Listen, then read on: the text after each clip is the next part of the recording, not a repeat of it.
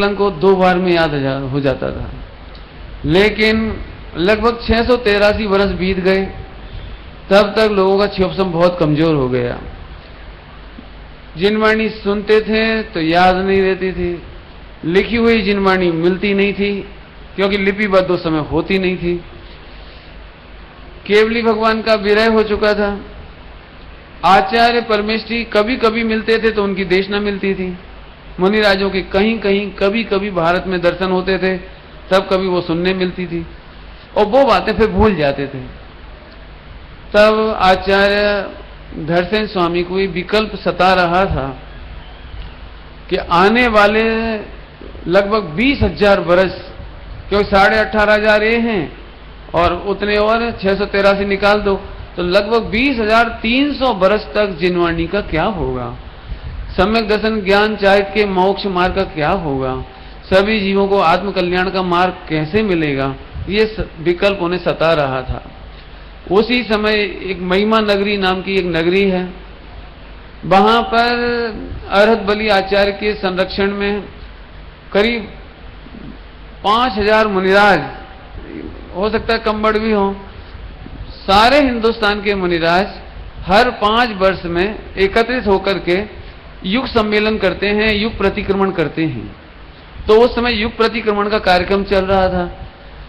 तब उन्होंने वहां से एक समाचार, एक पत्र लिख करके एक छुल्लक जी के द्वारा वहां पहुंचाया कि तुम जाकर के समाचार दो और ये बताओ कि कोई 2 जोरदार मुनिराज जिनका क्षोभसम बढ़िया हो, विशुद्धि अच्छी हो, निर्णय अच्छा हो, पुरुषार्थी हो, सहनशील हो, बहुत सारे गुण है उसमें लिखे हैं, आप पढ़ना, उनको मेरे पास भेजो, ताकि जो विद्या मेरे पास है, जो 5वें अंग की कुछ दृष्टिवाद आदि की जो चर्चा मेरे पास है, वो मैं उन्हें समझा दूं और इसके बाद मेरी समाधि हो जाएगी। आए, वहां से 2 मुनिराज पधारे। अभी आपने चित्र भी देखे थे, ये कहानी लगभग कईयों को मालूम भी होगी। संक्षेप में कहूं, वे आए, उन्होंने पढ़ाई की, सबकी डेट्स है मेरे पास, मैं उतना समय नहीं लेना चाहता। मैं चाहूंगा कि जो लोग चाहें तो करीब 25 पेज का लेख मेरे पास है, श्रुत पंचमी संबंधी पूरी जानकारी इतिहास की उसमें दी गई है, बिल्कुल आप उसे पढ़ सकते हैं। और चाहे तो 3 घंटे पिछले साल श्रुत पंचमी पर मैंने प्रवचन किए थे, इसी घटना पर वहां पर सनाबद में, तो उस पर पूर्ण विस्तार से मैंने प्रवचन किया है। अभी इतना समय नहीं कि मैं इतना सुनाऊंगा, कुल मिलाकर के एक इतिहास का पल है, इसलिए समझना चाहिए। दोनों मुनिराज आए। विधि ये होती है कि जब भी कोई मुनिराज नए संघ में आते हैं तो आचार्य उनसे बात नहीं करते, 3 दिन तक वो उनकी परीक्षा लेते हैं।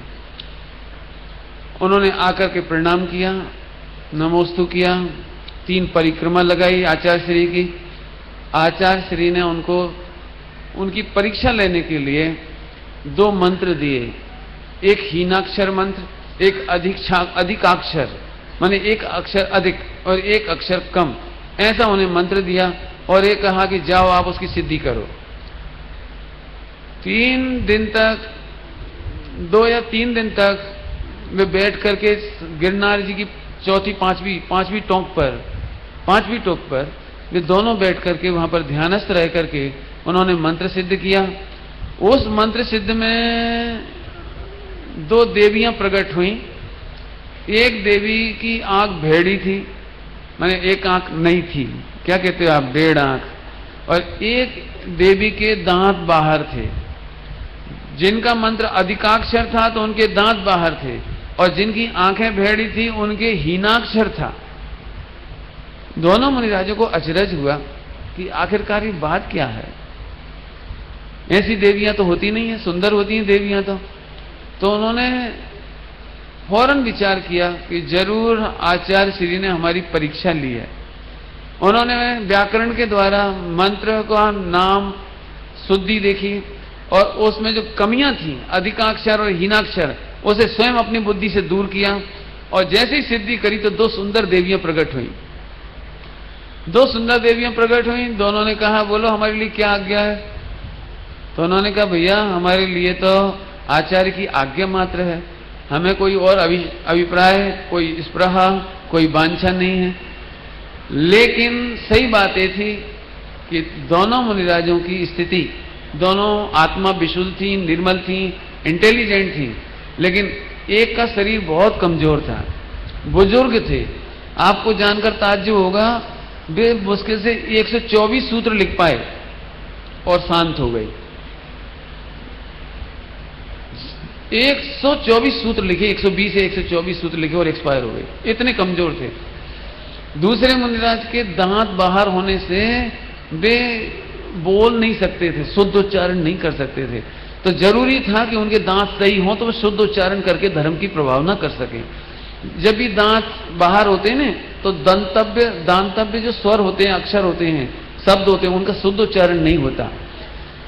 तो इसीलिए आचार्य श्री ने उनकी परीक्षा भी ली कि देखें ये परीक्षा करते हैं या केवल प्रभाव से हमारा काम करेंगे। जो प्रभाव से काम करेंगे वो शुद्ध काम नहीं कर सकते, परीक्षा करके करेंगे तो सही करेंगे।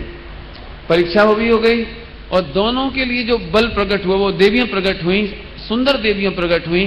एक ने उन मुनिराज को बलवान कर दिया, इसलिए उनका नाम पड़ा भूत बलि। उनका असली नाम है नरवाहन, उनका असली नाम है नरवाहन नाम का मुनिराज, लेकिन उनका नाम पड़ गया भूत बलि क्योंकि शरीर बहुत बलवान हो गया। और दूसरे मुनिराज जिनका नाम था सुबुद्धि, उनके दांत बाहर थे, तो वो देवी ने आकर के उनके दांतों की पंक्तियां सुंदर कर दी, इसलिए उनका नाम पड़ गया पुष्पदंत। पुष्प और मोतियों की तरह जिनके दांतों की शोभा कर दी गई, ऐसे पुष्पदंत। कहावत और भी है, पुष्पों से पूजा की गई देवों के, कल्प वृक्ष की पुष्पों से पूजा की गई, इसलिए उनका नाम कल्प वृक्ष पड़ा। और भूत जाति के देवों ने उनकी पूजा करी, इसलिए भूत बलि नाम पड़ा, ऐसा भी कहा जाता है। सुबुद्धि और नरवाहन, इनके बारे में भी इतिहास में बहुत सारी जानकारियां मिलती हैं जो मैंने संकलित की हैं। ये उज्जैनी के राजा थे। घटना बहुत बड़ी है इसलिए मैं नहीं सुनाना चाहता। दोनों मित्र थे, भूत बलि जी, सुबुद्धि और नरवाहन, ये दोनों मित्र थे। एक मुनिराज, दोनों एक बार परास्त हुए। एक नगर सेठ थे और एक राजा था। राजा परास्त हुआ तो नगर सेठ के साथ जंगल में अकेले अकेले चले जा रहे थे हारने के बाद। रास्ते में चलते चलते तत्व चर्चा करते करते करते एक मंदिर में पहुंचे, दिगंबर जैन मंदिर में। इस तरह की कथा मिलती है। और वहां पर इन्होंने दीक्षा ले ली और दीक्षा लेने के बाद इतनी स्वाध्याय की कि उनका नाम आज अमर हो गया। उनका नाम है भूत बलि और पुष्पदंत अथवा सुबुद्धि और नरवाहन। इनकी पढ़ाई आषाढ़ सुदी 11 के पूर्वान्न तक हुई, जिसमें इनको 12वें अंग के दृष्टिवाद के अंतर्गत 5वें अंग की व्याख्या प्रज्ञप्ति का इन्हें ज्ञान दिया गया। ये बातें जानकारी की मैं शॉर्ट में दे रहा हूं, फिर कुछ जो भावनात्मक चर्चा है वो मैं बाद में बताऊंगा आपको। पढ़ने के बाद दोनों मुनिराज बिहार करके अंकलेश्वर गए। वहां पर ताड़पत्र बहुत मिलते हैं, लेकिन कमाल की बात है कि इस समय में ग्रंथ लेखन का इतिहास नहीं मिलता। पहुंचे वहां, उन्होंने बहुत विचारणा की। बाद में वन प्रदेश की तरफ चले गए एक मुनिराज। उन्होंने वहां जाकर के ग्रंथों की रचना में की प्रारंभ की, और मैंने अभी बताया था 120 या 24 सूत्र लिख पाए और वे सूत्र उन्होंने पहुंचा दिए यहां पर। थोड़ी देर में सूत्र कह रहा हूं, थोड़ा इसको खुलासा करूं। श्लोक प्रमाण, आपने नाम सुना होगा श्लोक। एक श्लोक किसको कहते हैं? एक श्लोक कहते हैं 32 अक्षरों का एक श्लोक। जब हम भी कहेंगे ना श्लोक प्रमाण, 70,000 श्लोक प्रमाण, 90,000 श्लोक प्रमाण, 1,00,000 श्लोक प्रमाण, इसका मतलब है कि पूरे, जैसे मोक्ष मार्ग प्रकाशक जी में 32 का भाग दे दो तो वो निकल आएगा श्लोक प्रमाण। तो ऐसे ही इसको कहेंगे श्लोक प्रमाण। इन्होंने 120 या 24 श्लोक प्रमाण लिखा था और उसको पढ़ने के लिए दूसरे मुनिराज के पास पहुंचा दिया था। वो सारी चर्चा इसमें है। अब आ जाओ, हम मूल बातों में आ जाएं। आचार्य कुंकुम स्वामी की याद करके मैं बताना चाहता हूं, आप थोड़ी देर के लिए कल्पना करो, ये 2000 वर्ष से भी ज्यादा, करीब 2300 वर्ष पुरानी घटना, 2300 नहीं 623 घटा दीजिए आप, 2500 वर्ष का है ना, तो उसमें 623 घटाइए। इतने समय पहले की घटना सुना रहे हैं। घनघोर जंगल, कोई टेबल नहीं, कोई कुर्सी नहीं, कोई लाइट नहीं, तीनों काल की सामायिक करनी है, आहार की चर्या करनी है, स्वाध्याय करना है, कराना है, इसके अलावा उन्हें ग्रंथ लिखना है। एक घटना ऐसी घटी, हस्तलिखित ग्रंथ पढ़ने के लिए ले जाते थे सोनीज लोग, ब्यावर साइड की घटना है। भैया भागचंद जी उस ग्रंथालय के लाइब्रेरियन, अपनी भाषा में कहे तो लाइब्रेरियन थे, माने ग्रंथागार के अध्यक्ष थे। वे हस्तलिखित ग्रंथ ले जाते थे और चार जैसे तोड़ मरोड़ करके ला के रख देते थे। तो उन्होंने सूचना लगा दी थी कि भैया आज के बाद कोई भी ग्रंथ घर नहीं ले जाएगा, जिन्हें पढ़ना यहीं पढ़ो। तो इस पर पूरे हिंदुस्तान में बहुत विवाद हुआ। सोनी जी ने बहुत विरोध करा, पूरे देश में लेटर भिजवाए कि ये पढ़ने नहीं देना चाहते और ज्ञानावरणी कर्म का बंद कर रहे हैं और ऐसा तमाम। तब उन्होंने 2 पंक्ति लिखी थी जो मैं आपको सुनाता हूं। कटी टेढ़ी टेढ़ी भई दृष्टि, अधोगति जान, लिखी जात अति कष्ट सो, सठ जानत आसान। आपको मालूम है आचार्य कुंदकुंज स्वामी ने 84 पाहुड़ लिखे, उनको भी एक नाम आता बग्र ग्रीवाचार्य। उनकी गर्दन टेढ़ी हो गई थी लिखते लिखते। क्यों? ऐसे नहीं है सुविधा जो ऐसे लिख रहे हो, ऐसे लिखना पड़ता था। इतना सा ताड़पत्र पर कम से कम 6 से 8 पंक्तियां, इतने छोटे ताड़पत्र पर 6 से 8 पंक्तियां, और एक ताड़पत्र पर बिना कॉमा फुल स्टॉप के, बिना पैराग्राफ के बड़े बड़े समास लिखने पड़ते थे। और कम से कम 300 से 350, 250 से 350 शब्द इतने छोटे ताड़पत्र पर आना चाहिए। कांटों से अथवा बारीक लोहे की सुई, उसके द्वारा पकड़ करके ऐसे लिखना पड़ता था। मैं दिखाऊं आपको एक्टिंग करके। साधन कुछ नहीं था, बारीक बारीक अक्षर लिखना जरूरी थे। आप कभी ताड़पत्र देखें, बिल्कुल बारीक महीन अक्षर, और ऐसे लिखने पड़े और कंटिन्यू लिखने। आप कंप्यूटर पे 2-4 घंटा काम करो तो आपकी आंखें दुखती हैं, गर्दन दुखने लगती है। आप कल्पना करिए, जंगल में आचार्य एक टाइम आहार लेने के बाद ग्रंथ लिखते थे। कटी टेढ़ी, कटी मैंने कमर, कटी टेढ़ी टेढ़ी भई दृष्टि, अधोगति जान। अधोगति माने नीचे देख रहे हैं ना, नीचे झुक करके, नीचे झुक रहे, तो अधोगति माने झुक करके लिखने से। लिखी जाते अति कष्ट सो, सठ जानत आसान। आज मैं आपको बहुत सारा इतिहास सुनाना चाहता हूं। आपको मालूम है इस परंपरा में फिर हजारों ग्रंथ लिखे गए। जानकर आपको ताज्जुब होगा, विश्व का सबसे ज्यादा हस्तलिखित साहित्य, ताड़पत्र का साहित्य, पाली प्राकृत का साहित्य, संस्कृत का साहित्य यदि लिखा गया है तो वो जैन समाज के दिगंबर मुनिराजों ने लिखा है। विश्व को संस्कृत की सबसे सुंदर व्याकरण देने का श्रेय यदि किसी को है तो जैनेन्द्र व्याकरण। हमारी व्याकरण भी हमारे पास। विश्व की सबसे सरलतम संस्कृत लिखने का श्रेय जाता है आचार्य जयसेन स्वामी को, और विश्व की सबसे कठिन संस्कृत लिखने का श्रेय जाता है हमारे आचार्य अमृतचंद स्वामी को। विश्व की जितनी साहित्य की सेवा, संस्कृत की सेवा, गद्य की सेवा, पद्य की सेवा जो आचार्यों ने की, वो किसी ने नहीं की। ऑटोबायोग्राफी, अपना जीवन चरित्र लिखने की परंपरा विश्व हिंदी साहित्य में यदि पहला नाम है, पहला नाम 400 वर्ष पहले पंडित बनारसी दास जी, जिन्होंने अपने अर्ध कथानक लिखा, और आज भी वो इतिहास में स्वर्ण अक्षरों में लिखा गया है कि किसी व्यक्ति ने एकदम नीट एंड क्लीन, ट्रांसपेरेंसी के साथ पूरी की पूरी बात अपने जीवन कथा में लिख दी। जैन समाज, जैन संस्कृति और जैन दिगंबर मुनिराजों का ये अद्भुत इतिहास मैं सुना रहा हूं। आगे सुनते चलो। आपको मालूम है हमारे इतने कठिनाई से इतना सारा साहित्य लिखा गया, लेकिन मुगल काल के बादशाहों ने हमारे ग्रंथों की होली जलाई। तुर्की लोग 700 वर्ष पहले नालंदा विश्वविद्यालय पर हमला किया। 6 महीने तक उस नालंदा विश्वविद्यालय में से धुआं उठता रहा। 7 मंजिल की विशाल लाइब्रेरी, 7 मंजिल की विशाल लाइब्रेरी ग्रंथों से भरी हुई थी और पूरा का पूरा ग्रंथ साहित्य हमारा जला करके नष्ट कर दिया गया। विदिशा उज्जैन का एक राजा था स्तुतमिया करके, वो अपने नहाने का पानी हमारे जैन ताड़पत्र के ग्रंथों को जला करके उससे अपना नहाने का पानी गर्म करता था। शंकराचार्य, शैव मत, ब्राह्मण, इनके द्वारा हमारा साहित्य हमेशा नष्ट किया जाता रहा। शंकराचार्य से बचाने के लिए 1172 सन 1172 में भट्टारक पीठ बनाई गई हमारे यहाँ। सबसे पहले भट्टारकों की इसलिए बनाना पड़ा ताकि हमारे ग्रंथों की रक्षा कर सकें। और भट्टारकों ने एक बहुत बड़ा काम किया कि दक्षिण भारत में जहां शंकराचार्य भी थे, उनसे हमारे ग्रंथों की रक्षा करके श्रवणबेलगोला में, मूडबद्री में और जगह जगह पर एक पीठ बना करके हमारे ग्रंथों की रक्षा की। बाद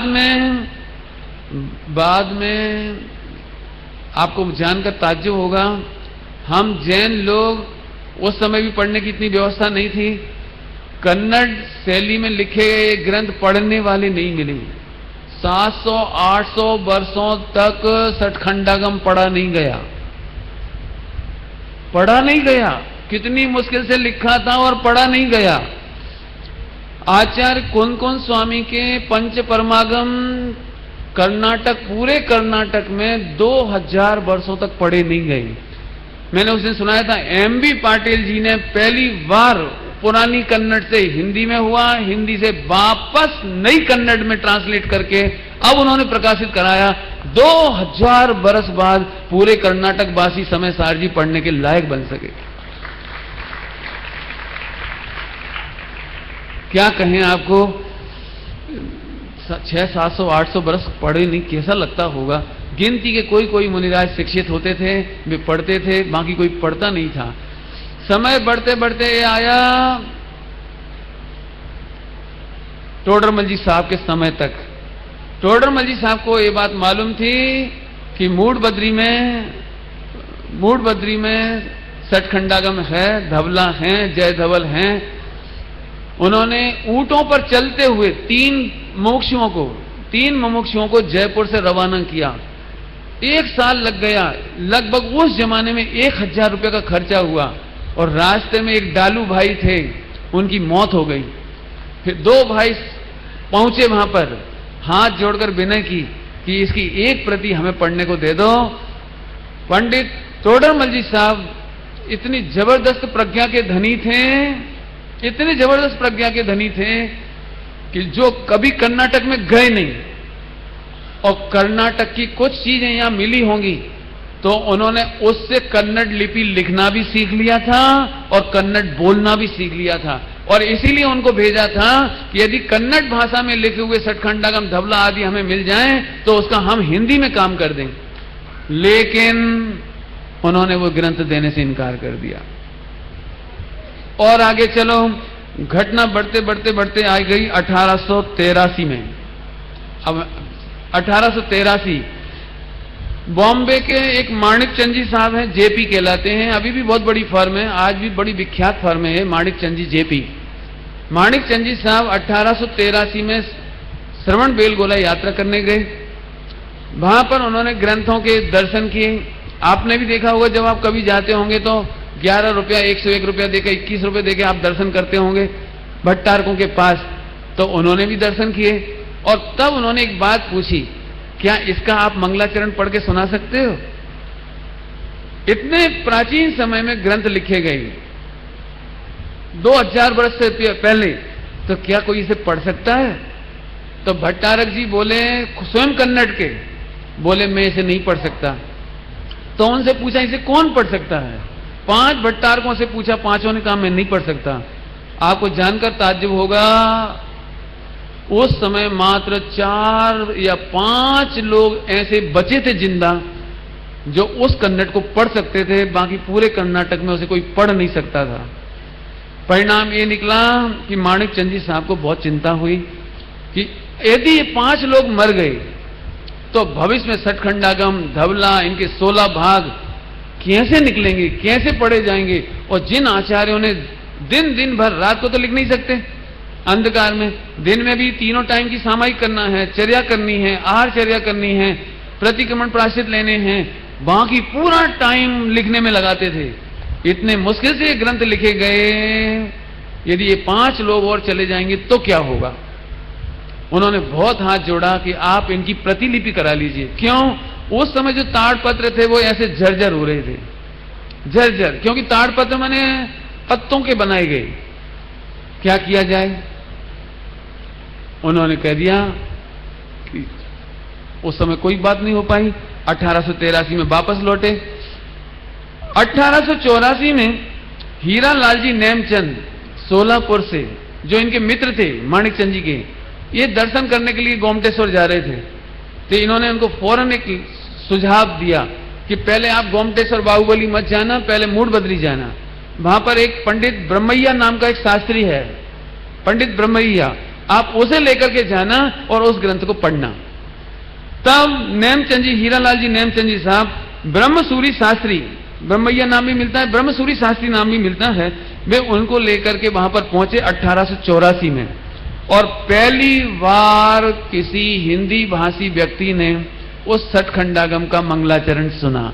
उसका नाम है हीराचंद जी नेमचंद साहब, हीरालाल नेमचंद जी सोलापुर। पहली बार सठखंडागम उनके कानों में पड़ा। तब उन्होंने एक बात कही, क्या इसकी कॉपी नहीं कराई जा सकती? तो क्या उन्होंने बोला कॉपी करा सकते हो। तो उन्होंने कहा ठीक है, मैं इसका पूरा खर्चा देने तैयार हूं, लेकिन इसकी प्रतिलिपि मैं खुद ले जाऊंगा। तो भट्टारकों ने मना कर दिया कि हम इस प्रति को यहां के लिए तो कॉपी करा सकते हैं, लेकिन ले जाने के लिए नहीं देंगे। तो वे वहां से वापस आ गए। इसके बाद 1890 में मूलचंद जी सोनी अजमेर, मूलचंद जी सोनी अजमेर वाले पंडित गोपाल दास जी बरैया जी के साथ तीर्थ यात्रा करते हुए श्रवण बेलगोला पहुंचे। उन्होंने एक बार फिर कहा कि हमें इसका काम कराने दीजिए। सोनी जी ने सारी व्यवस्था करी, लिखाना शुरू भी हुआ। थोड़ा सा लिखा नहीं पाया। सोनी जी को ये विचार आया कि भैया ये लिखवा रहे हैं, सारा खर्चा हम दे रहे हैं, तो इसकी कॉपी हम ले जाएंगे। तो भट्टारकों ने फिर मना कर दिया, वो काम फिर वहीं रुक गया। मूलचंद जी सोनी जी वापस लौट के आ गए। बाद में 1895 में एक समाचार पत्र चलता था जैन समाज का, उसका नाम था जैन बोधक।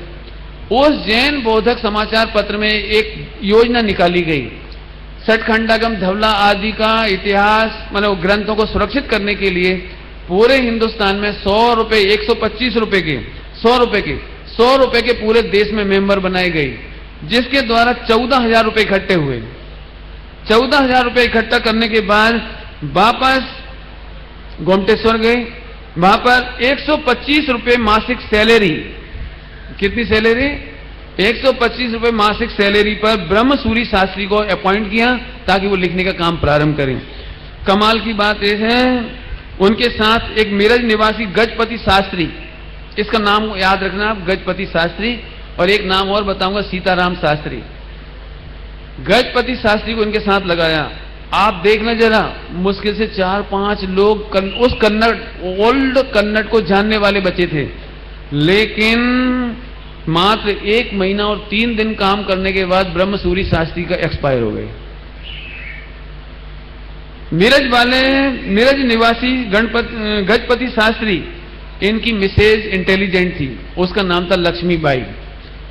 ये दोनों मिलकर के इस तरह से काम करते थे कि ग्रंथ लिखा भी जा रहा था और चोरी चोरी रात में घर में आकर के उसकी कॉपी भी लिख लेते थे।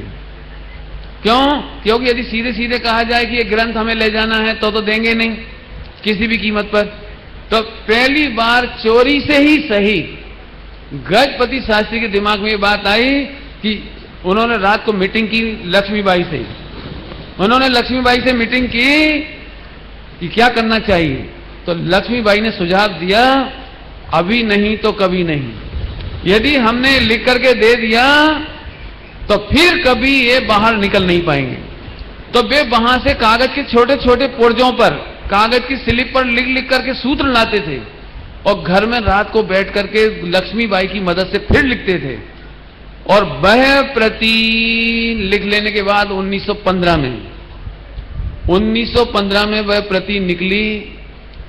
सबसे पहले वो बॉम्बे पहुंचे माणिक चंद जी साहब के पास, जेपी के पास, कि साहब एक खुशखबरी। बोले बोलो क्या बात है? कि मैं ये सटखंडागम लेकर आया हूं, आप ले लो। तो माणिक चंद जी ने मना कर दिया कि मैं नहीं ले सकता। साथ में ही उन्होंने सोलापुर टेलीग्राम दे दिया कि तुम भी मत खरीदना। वो बेचारे चलते चलते, उस जमाने में जबकि सुविधाएं नहीं थी, वे चलते चलते वहां पर पहुंचे सोलापुर, उन्होंने भी नहीं खरीदा। तब उस समय एक नाम विख्यात हो रहा था, लाला जम्मू प्रसाद रईस, सहारनपुर, उनका नाम प्रसिद्ध था। तो उधर से दक्षिण से चलता चलता वो व्यक्ति सहारनपुर पहुंचा और लाला जम्मू प्रसाद जी के पास पहुंचा कि मैं महावीर भगवान की उस दिव्य ध्वनि को जो लिपिबद्ध की गई लेकिन पढ़ी नहीं जा रही है, बाहर निकल नहीं रही है, भट्टारक निकालने नहीं दे रहे हैं, मैं चोरी छिपे निकाल करके लाया हूं, यदि आप ले लो तो। जरा थोड़ी देर के लिए कल्पना करो, महावीर भगवान की दिव्य ध्वनि, पहले तो लिखना मुश्किल, ऊपर से फिर लिखा गई तो पढ़ना मुश्किल, लिखा गई तो रक्षा करना मुश्किल। अग्निकांडों से कर्नाटक में 6-6 महीने होली जली है, सुरक्षा करना मुश्किल। जैसे तैसे ग्रंथ निकला तो एक माता मानो दर दर पर भटक रही कि कोई मुमुक्षु, कोई श्रावक उसे आश्रय दे। दोनों बड़े सेठों ने मना कर दिया तो कहां जाएं, यहां तक चलते हुए आए सहारनपुर। और बड़ी खुशी की बात है, वो ग्रंथ देखते से ही लाला जम्मू प्रसाद जी रईस, जिनका मैं कल सम्मान करना चाहता था, उनके परिवार में बहुत तबीयत खराब होने नहीं आ रहे, नहीं तो कल जोर शोर से उनका सम्मान करते। उन्होंने कहा चेक बुक आगे रख दी, तुम्हें जितने रुपए लिखना है इसमें लिख लो, जितने रुपए। मैं जिनवाणी खरीद नहीं सकता, मैं खरीद नहीं सकता, आपको जितना लिखना लिख लो। और उन्होंने उस समय 10,000 लिख लिए, 10,000 चांदी के रुपया उन्होंने भेंट किए। अब उन्होंने एक बात और पूछी कि भैया जो तुम लिख के ले आए, तो हम तो हिंदी प्रांत के, इसे पढ़ेगा कौन, हम तो पढ़ नहीं सकते, तुम इसे देवनागरी में कर सकते हो क्या? तो उन्होंने कहा हाँ मैं कर सकता हूं। ठीक है तुम करो। संयोग की बात देखो, वे आए, थोड़े दिन भी काम नहीं कर पाए, वापस घर गए, उनकी पत्नी बीमार थी, पत्नी गुजर गई, थोड़े दिनों बाद वे भी गुजर गए। फिर एक पंडित को ढूंढा, जम्मू प्रसाद जी ने फिर एक पंडित जी को ढूंढा जिसका नाम विजय, मैं बताता हूं अच्छे से नाम, कोई गलत ना बोल जाऊं इसलिए कहता हूं, एक विजय चंद्रैया, क्या नाम है ऐसे देखता हूं मैं, विजय चंद्रैया और सीताराम शास्त्री, इन दो विद्वानों को बुला करके फिर वो बचा हुआ काम करवाया। गजपति शास्त्री का नाम मैंने थोड़ी देर पहले लिया था अभी आपको, उन्होंने पहले चोरी करके इधर तक लाए और इधर जब सीताराम जी से काम करवाया तो चुपचाप सीताराम जी ने फिर कॉपी कर ली। और वो कॉपी करने के बाद करीब 10-12 प्रतियां बना करके उन्होंने अजमेर, सिरोंज और बहुत सारी जगह, बहुत सारे नाम है, जयपुर, जगह जगह पे 12, अमरावती, ऐसे जगह जगह उन्होंने वो 10-15 प्रतियां पहुंचा दी। और जब ये प्रतियां सामने आई देवनागरी में, तो पंडित हीरालाल जी, डॉक्टर हीरालाल जी, पंडित फूलचंद जी सिद्धांत शास्त्री बनारस वाले, उनका भी हम सम्मान करना चाहते थे। यदि उनके परिवार से आगे होंगे कल तो मैं उनका सम्मान करूंगा। पंडित फूलचंद जी सिद्धांत शास्त्री ने जबरदस्त काम किया। मैं यदि डॉक्टर हीरालाल जी और पंडित फूलचंद जी दोनों के अनुभव सुनाऊं तो आप रो पड़ोगे।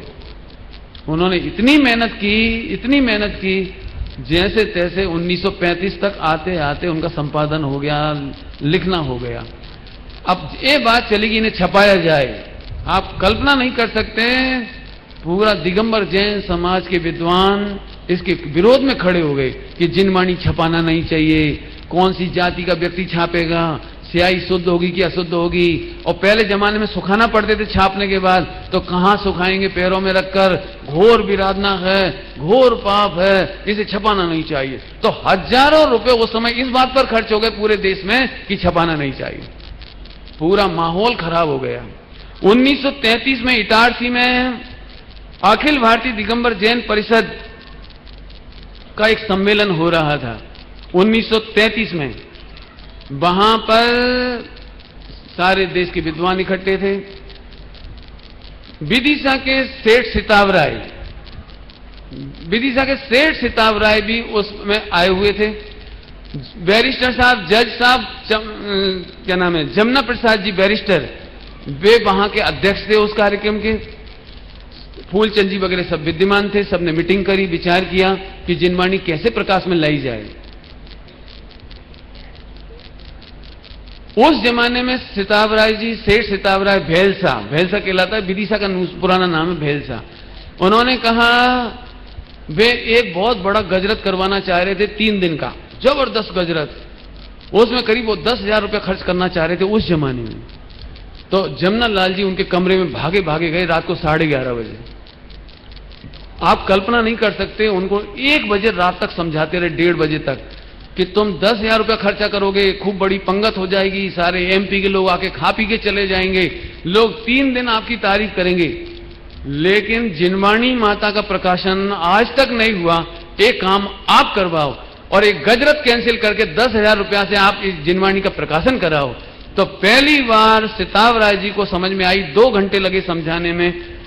उन्होंने स्वीकृति दी, गजरत कैंसिल किया और सठ खंडागम का पहला प्रकाशन कराने का श्रेय विदिशा को है, भेलसा को है। सेठ सिताब राय जी ने वो ग्रंथ का प्रकाशन कराया। इसके पीछे भी बहुत लंबी चौड़ी कहानी है, बहुत मेहनत हुई। एक बार फिर निवेदन किया भट्टारकों से कि मूल प्रति हमें पढ़ने को दे दो ताकि शुद्ध प्रति मिल जाए। चोरी छिपे से बहुत सारी मिस्टेक्स हो गई थी, गलतियां हो गई थी, अशुद्ध लेखन हो गया था। तो शुद्ध लेखन के लिए हमें जरूरी था कि आप हमें मूल प्रति दो। तो भट्टारकों ने मना कर दिया। आप हीरालाल जी साहब के शब्द पढ़ो, डॉक्टर हीरालाल जी के। बोले हम एक एक शब्द के लिए कभी कभी तो हम 6-6 महीने परेशान हुए। एक एक शब्द की शुद्धि करने के लिए रात रात को 2-2 बजे तक हम जागे हैं। उन्होंने ऐसा लिखा है, मेरी ऐसी दशा हो रही थी जैसे किसी अरबपति सेठ का बेटा एक एक टुकड़े के लिए भीख मांग रहा हो, पेट भरने के लिए एक एक टुकड़े के लिए भीख मांग रहा हो, और उसके पिताजी की अपार संपत्ति पर कोई कब्जा करके बैठा हो। मुझे ऐसी पीड़ा हो रही थी। जब प्रकाशन हो गया तब भट्टारकों ने उसकी पूजा भी की, फिर असली प्रति दिखाई और उस प्रति से मिलान करने पर शुद्धता सही हो पाई। अभी भी मैं एक बात कहूं आपको, ये इतिहास है। ये सठखंडागम छप गया, लिखा गया, आ गया, लेकिन आज भी 1% विद्वान भी शायद इसे नहीं पढ़ते। आम पब्लिक तो पढ़ती ही नहीं। लेकिन आचार्य कौन कौन स्वामी ने वह चीज लिखी 2000 वर्ष पहले, जिसने इस पंचम काल को चौथा काल बना दिया। पूज्य गुरुदेव श्री पधारे, उसका उद्घाटन कर दिया। श्रीमद राजचंद जी आए, समय सार जी से बदल गए। गणेश प्रसाद जी पंडित जी समय सार जी से बदल गए। एक नहीं कितने नाम मैं बताता हूं भैया, भागचंद जी का नाम और भी बनारसी दास जी का नाम। ओहो, आज इसलिए आचार्य कौन कौन स्वामी का नाम पूरे विश्व में लिया जाता है। क्यों? क्योंकि जो वो ग्रंथ लिखकर गए हैं, जो उसकी टीकाएं हुई हैं, वो उसने विश्व में अद्भुत काम किया। फिर से कहता हूं, सठखंडागम लिखा गए, छप गए, पढ़ने वाले अभी भी कितने हैं। अभी और आगे चलो।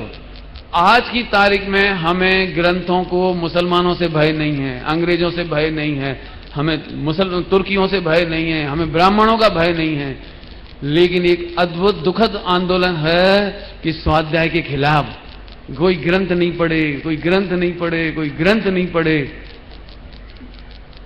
और पूज्य गुरुदेव श्री का एक ही आह्वान है कि सब स्वाध्याय करो। स्वाध्याय सर्व समाधान कारक है। और आज बड़ी खुशी है कि आज इतना, देखो जब हम सम्मान कर रहे थे तो ये मंडप आधा भी नहीं भरा था।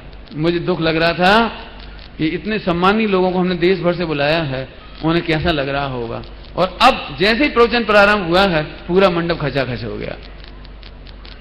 माने इसका मतलब है कि आज एक वह समय था जब प्रवचन में भीड़ जोड़ने के लिए सांस्कृतिक कार्यक्रम कराने पड़ते थे, पंच कल्याणक में भीड़ जोड़ने के लिए शादी विवाह के सम्मेलन कराने पड़ते थे। मुझे मालूम है 1974-75 में भोपाल का पंच कल्याणक, तब पब्लिक आती थी।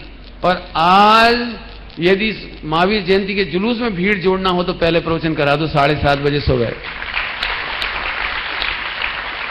पूरा कल्चर बदल गया, पूरा सोच बदल गया।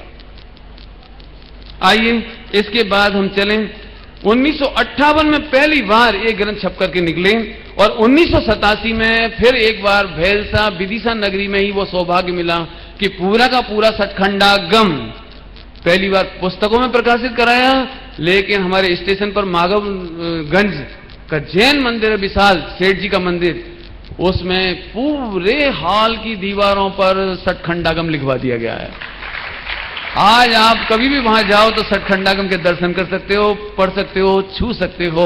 अब हो सकता है ताड़पत्र नष्ट हो जाएं, हो सकता है हमारे ग्रंथ नष्ट हो जाएं, अग्निकांड में, भूकंप में, बाढ़ में, सुनामी में, प्रलय में, लेकिन जिस दिन भी निकलेगा सचखंडागम तो विदिशा की भूमि से निकलेगा वापस। ये हुआ हमारा सुंदर इतिहास। अब और मैं इतिहास सुनाऊं उससे पहले मैं आपको एक भजन सुनाना चाहता हूं, जिसके लिए मैंने भावना भाई थी, मैंने निकाल के भी रखा है। एक भजन सुनाने के बाद मैं थोड़ा इतिहास और सुनाऊंगा यदि आप रुकेंगे तो, क्योंकि 10:15 बज गई है और संडे का दिन है। यदि आकुलता होगी तो छोड़ दूंगा, और नहीं तो 10-5 मिनट में एक सुंदर इतिहास मुझे दिल्ली का सुनाना है, वो भी मैं आपको कहना चाहूंगा, ताकि आपको ये मालूम पड़े कि कितने संकटों के बाद हमारा जैन शासन हम तक आया है। जब ये घटना हुई कि समय सार जी प्रसिद्ध होने लगे, पढ़े जाने लगे, घर घर स्वाध्याय होने लगी, शिविर होने लगे, तो बीच में स्वाध्याय का निषेध करने के लिए ये कहा गया कि ये ग्रंथ मंदिर से नहीं पढ़ाई जाए, मंदिर में नहीं रखे जाए, मंदिर में स्वाध्याय नहीं करने दी जाए। ऐसी बात आई। मेरे समय में भी ये घटना हुई। तब मुझे एक दिन जो मुझे दुख हुआ था उसको मैंने आज के प्रसंग के लिए लिख के रखा था। उसी समय मैं आपको सुनाता हूं। कितनी दुर्लभता से जिनवाणी हम तक आई। मैंने बहुत कम सुनाया, कुछ नहीं सुनाया, समझ लीजिए। आप पढ़ना इसको खास तौर से। कितनी दुर्लभता से, कितने संकटों से, कितनी मुश्किलों से जिनवाणी हम तक आई। आज पूरे दक्षिण और महाराष्ट्र के 90% मंदिरों में आपको पूजा की किताब ही मिल जाए तो बहुत खुशी की बात है। समय सार आदि की तो क्या बात करें। आप जाना दक्षिण के मंदिरों में, आज जहां दक्षिण से ही जैन धर्म के साहित्य का उद्भव हुआ, वहां के मंदिरों में साहित्य नहीं है। यदि है तो लॉकअप में है। 99% मंदिरों में स्वाध्याय नहीं होती, पाठशाला नहीं चलती। उस सबका व्यंगम दृश्य मैं इसमें दिखाना चाहता हूं आपको। मेरी बहुत बड़ी भावना है कि अकलंग निकलंग जैसा काम करो बच्चों, शास्त्री बन करके अकलंग निकलंग जैसा काम करो, ये जैन शासन की ध्वजा आगे बढ़ाओ। इसके लिए गीत सुनाता हूं। जिन वाणी माता आंसू बहा, कोई पढ़े नहीं। ये 1987 की घटना है। हो कोई पढ़े नहीं, कोई सुने नहीं, नित ही बरते कसाई। जिन वाणी माता, वो जंगल का दृश्य जब लिखी जा रही थी, और आज वो ताड़पत्र अलमारियों में बंद हैं, कोई पढ़ता नहीं, टूट रहे हैं पन्ने। कई लोग ऐसा कहते हैं, हम पंडित जी कोई पढ़ता तो है नहीं, घर में कहां रखें, जगह नहीं है। पंडित जी आप कहो तो मंदिर में छोड़ दें, समय शिखर जी में सिरा दें, नदी में सिरा दें। मुमुक्षु कहने लगे, वो हाय दुर्भाग्य। लोग हमसे पूछते हैं इनका क्या करें। तो सुना, एक नाम कहता हूं मैं आपको, स्वामी नारायण का चुस्त है, और श्रीमद जी से प्रभावित होकर वो सोनगढ़ दर्शन करने गया।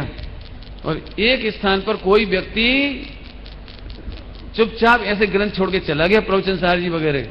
जब उसने उठा करके देखा तो उसकी आंखों में आंसू आ गए कि कोई व्यक्ति लापरवाही से तीर्थ यात्रा करता करता आया और ऐसे छोड़ के चला गया।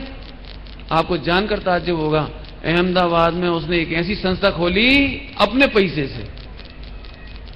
आज वो स्वामी नारायण का चुस्त, शायद पंकज नाम है, एक नाम है, मेरे पास लिखा है उसका एड्रेस।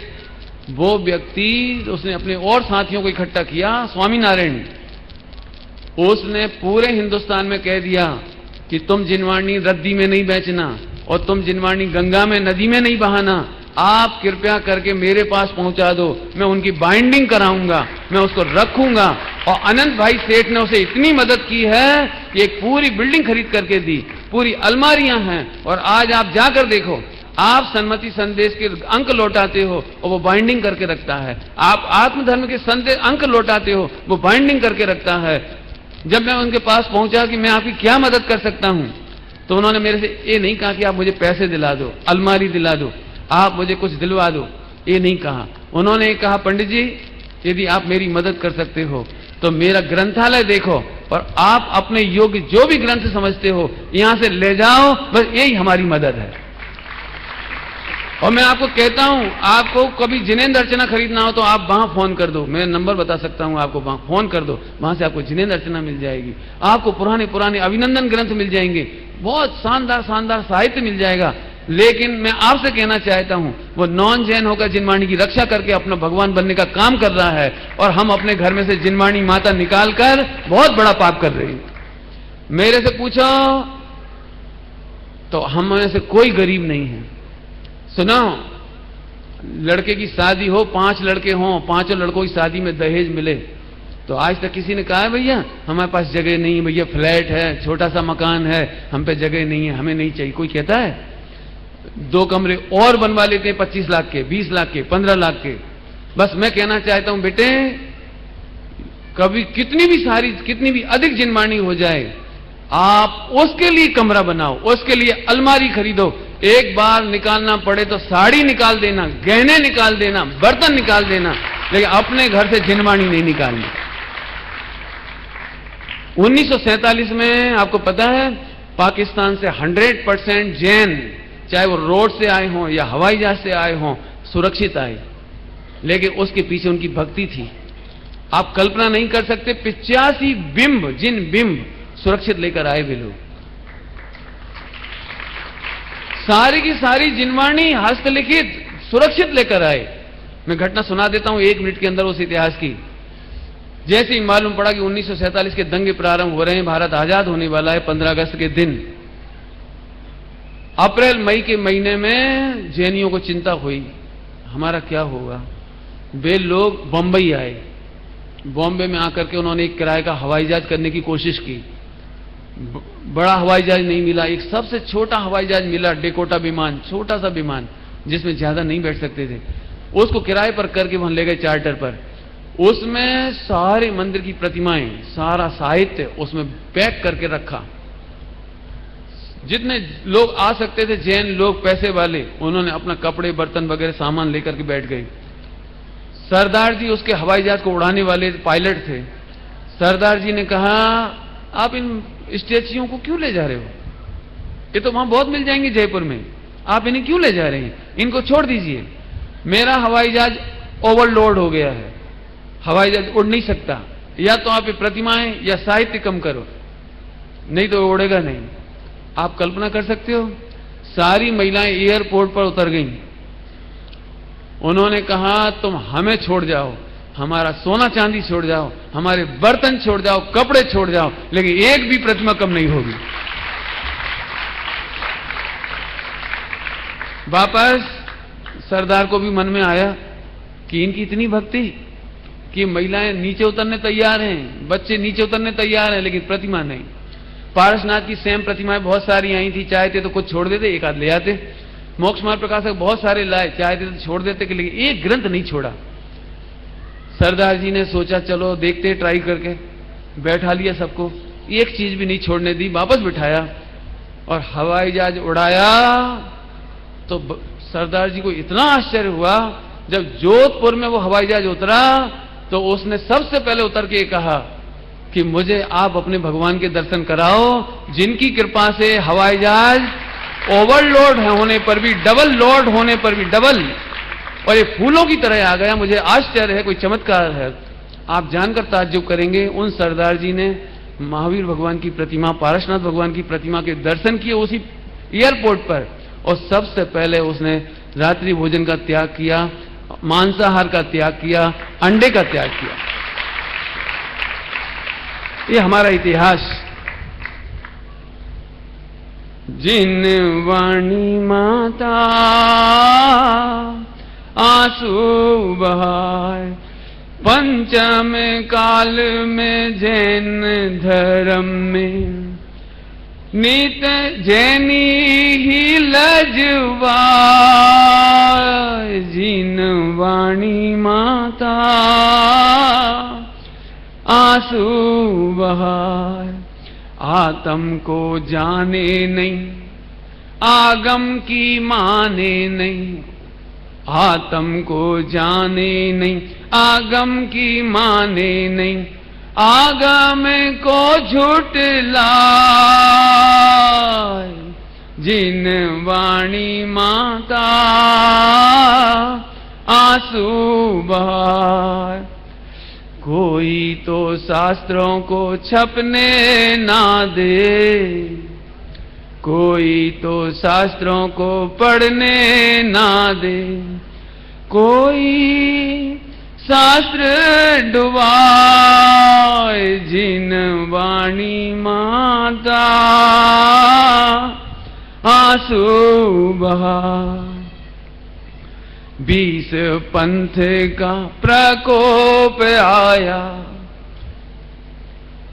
महाभाग्य इस दक्षिण में, उत्तर भारत का, कि दिल्ली या एमपी से लगा करके देहरादून तक एक भी 20 पंथामनाएं का मंदिर नहीं है। पूरा शुद्ध 13 पंथामना है। लेकिन आज स्वाध्याय के अभाव में जगह जगह छेद पालो पद्मावती आने लगी।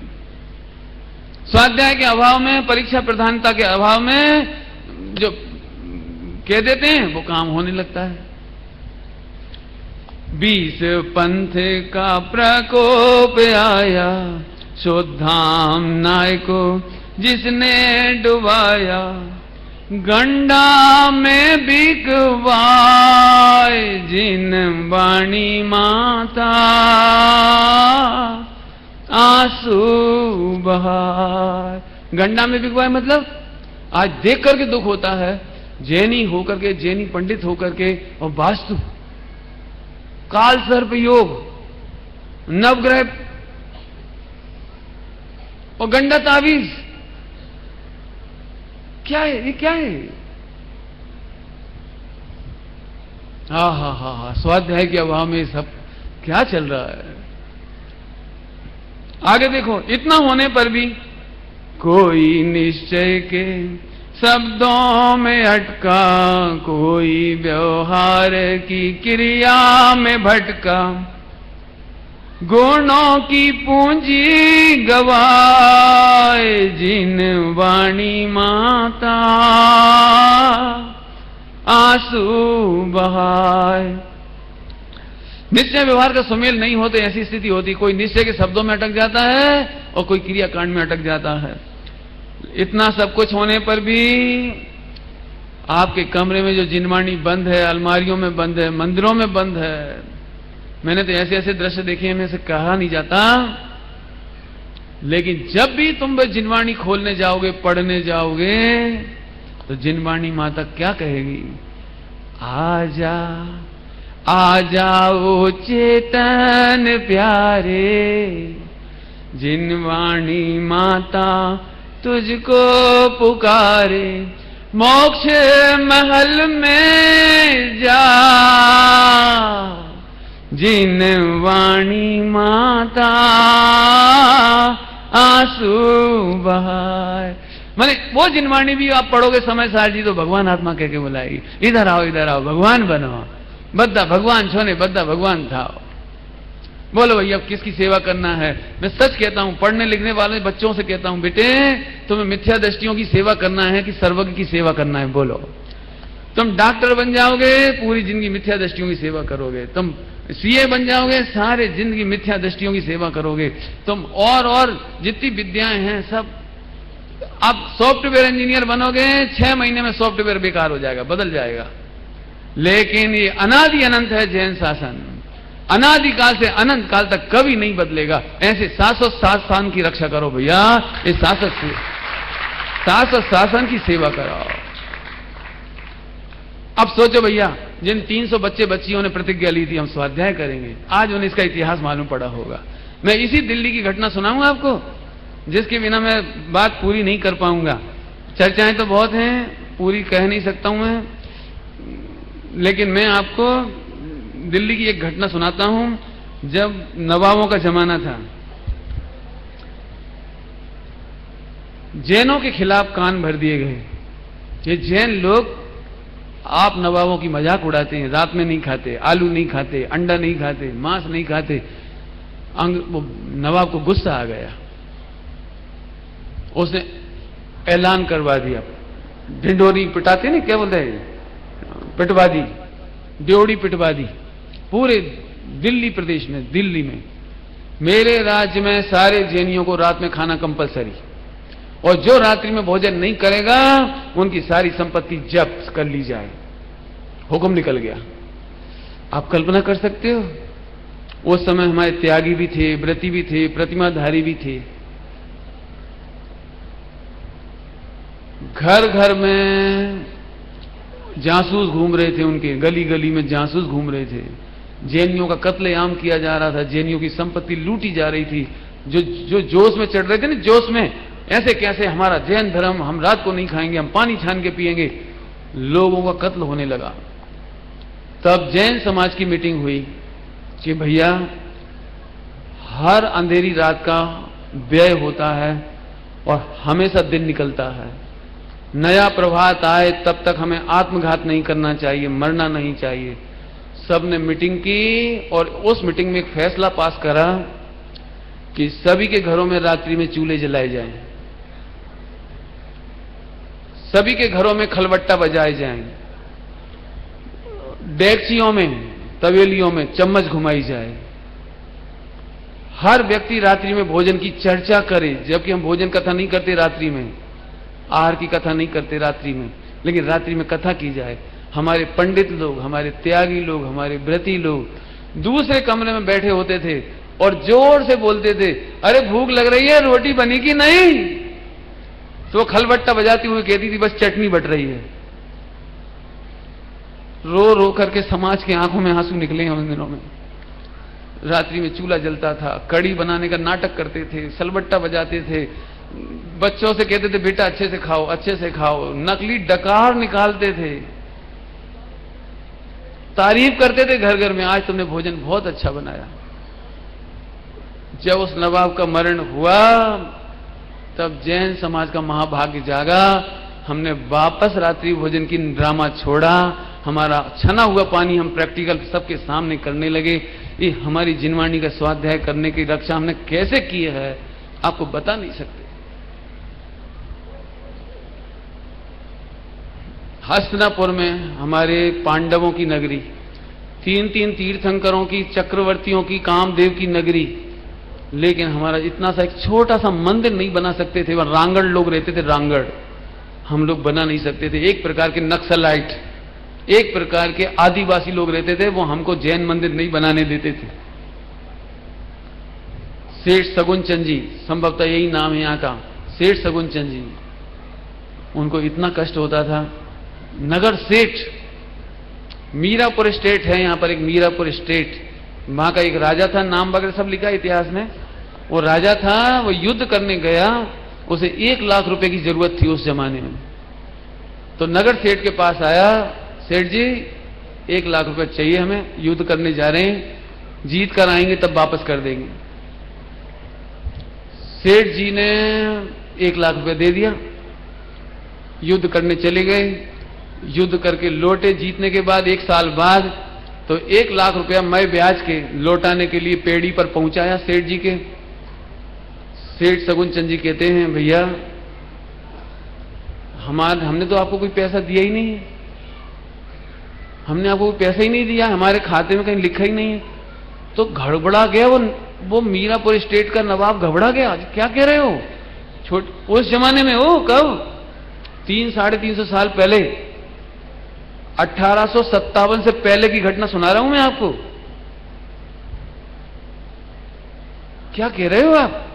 देखो तो उस जमाने में कितनी कीमत होगी, 1 लाख रुपया। तो उन्होंने उनके सामने बही खाता रख दिया। कौन सी तारीख कह रहे हैं आप? बोलो। इस तारीख में हमने लिए थे 1 लाख। कि देखो आप। नवाब ने देखा, वहां लिखा था मंदिर निर्माण खाते 1 लाख रुपया, हंसते राजा।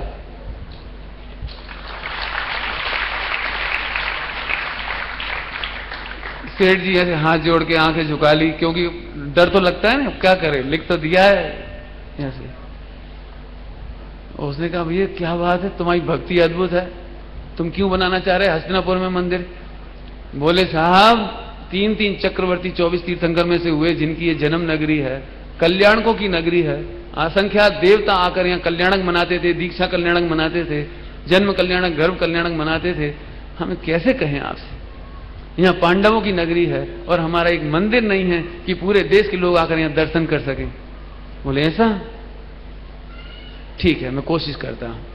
क्योंकि उनके हाथ में भी नहीं था वो। उन्होंने पूरे आदिवासियों, जिनको रांगड़ कहते थे, रांगड़ लोगों की मीटिंग बुलाई कि तुम जैन समाज को मंदिर बनाने दो। उन्होंने कभी तुम्हारी बेटी की इज्जत लूटी है, कभी तुम्हारा व्यापार लूटा है, कभी तुम्हें तकलीफ दी है, कभी कोई कष्ट दिया है? कि नहीं साहब, जैनों ने हमें कोई कष्ट नहीं दिया, तो तुम इन्हें मंदिर बनाने दो। लेकिन वे जो आदिवासी लोग थे, इनकी धन संपन्नता देख करके जलते थे, लूटते थे, खसोटते थे, लेकिन मंदिर बनाने की अनुमति इसलिए नहीं देते थे कि संपन्न है। तो उन्होंने पहली बार इस तरह मीटिंग करवा करके कहा कि ये मंदिर बनना चाहिए।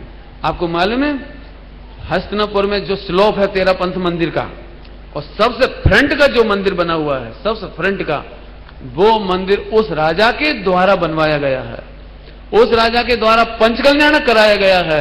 और वो उस जैसा मंदिर निर्माण और पंचकल्याणक आज तक नहीं हुआ। बाद में और मंदिर बने, सब कुछ हुआ, लेकिन उस मंदिर की जो महिमा हमें आती है, वो मंदिर की महिमा हम कभी नहीं भूल सकते। उसके बाद 1857 में वो मंदिर लूटा गया। उसके बाद भी 2-3 बार, 4 बार, जब 1857 की क्रांति के समय और बाद में वो मंदिर लूटा गया। आपको मालूम है या नहीं, उस मंदिर के ऊपर आपको तो छत दिखाई देती है, लेकिन गुप्त रास्ते से ऊपर एक मंदिर का शिखर और है, क्या कहना चाहिए, एक स्टोरी और, एक मंजिल और है। जब भी कभी खतरा होता था, दंगे फसाद होते थे, तो ये सारी प्रतिमाएं ले जाकर वहां सुरक्षित रखते थे। और हमें बड़े सौभाग्य की बात है कि आज तक हमारी एक भी दिगंबर प्रतिमा वहां से क्षतिग्रस्त नहीं हुई। ये मैंने बहुत संक्षेप में इतिहास सुनाया है। मैं चाहूंगा आप इतिहास को पूरा पढ़ें, सुने। मैं बहुत सारा इतिहास कलेक्शन कर रहा हूं, धीरे धीरे मैं उसको लिपिबद्ध, मैं रेफरेंस के कर रहा हूं। आप चाहें उसे ले सकते हैं, पढ़ सकते हैं। ये सारी चीजें मैंने बताई है। समय हो गया, इसलिए अब मैं समझता हूं कल के दिन कोई आलस नहीं करेगा, कोई प्रमाद नहीं करेगा नाश्ता करने में। बल्कि सच्ची बात बोलूं, सब प्रतिज्ञा कर लो कि जब तक हमारा निर्दोष खूब प्रभावना के साथ जुलूस नहीं आ जाए, तब तक हम मुंह में पानी नहीं डालेंगे। हम नंगे पांव चलेंगे, हम उस जिनवाणी को सिर पर लेके चलेंगे। हम बहुत आराधना प्रभावना के साथ जिनवाणी की सेवा करेंगे, सुरक्षा करेंगे। और अब घरों में जाकर के जिनवाणी माता की खूब विनय करो। यदि उनमें कीड़े पड़ ना जाएं, तो हर 6 महीने में धूप दिखाओ, धूप में खुला रखो। जिन मंदिर में भी यदि खूब सारे ग्रंथ हो, तो सारे ग्रंथालय को खोल करके धूप दिखाओ। मैं क्या कहूं, मुझे मेरठ मंडल, खतौली और भी जगह जगह के मंडल हैं जो हमेशा 50% पर अपना साहित्य बेचते हैं। खूब ले जाओ और खूब पढ़ो। और इसी खुशहाली में हमने यहाँ पर आप लोगों से शिक्षा ले गए।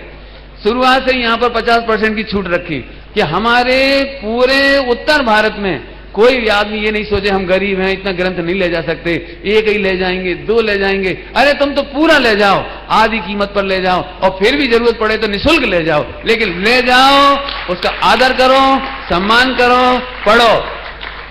ज्ञान दान का फल केवल ज्ञान हुए है। ज्ञान की सेवा करने का फल केवल ज्ञान है। हम अल्प काल में भगवान बने, केवल ज्ञानी बने। इसी भावना के साथ बोलिए सुद पंचमी महोत्सव की जय। धर सेनाचार्य जी की भूत बलि पुष्पदन स्वामी की छठ खंडागम ग्रंथ की। वास्तव में